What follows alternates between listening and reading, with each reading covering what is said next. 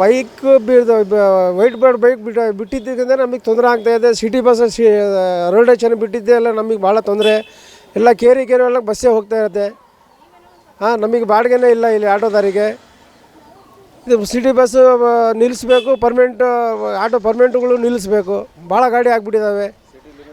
City limit ದಾಟೋಗಿಬಿಟ್ಟಿದೆ. ನಮಗೇನಂತ ನಮಗೆ ಅನುಕೂಲ ಏನಿಲ್ಲ, ಅದರಿಂದ ಅನಾನುಕೂಲ ಐತೆ. ನಮಗೆ ಪರಿಣಾಮ, ನಮಗೆ ಬಾಡಿಗೆನೇ ಆಗ್ತಾಯಿಲ್ಲ. ಏನು ಮಾಡೋದು ಇಲ್ಲಿಂದ? ಗಾಡಿಗಳು ಭಾಳ ಇದ್ದಾವೆ.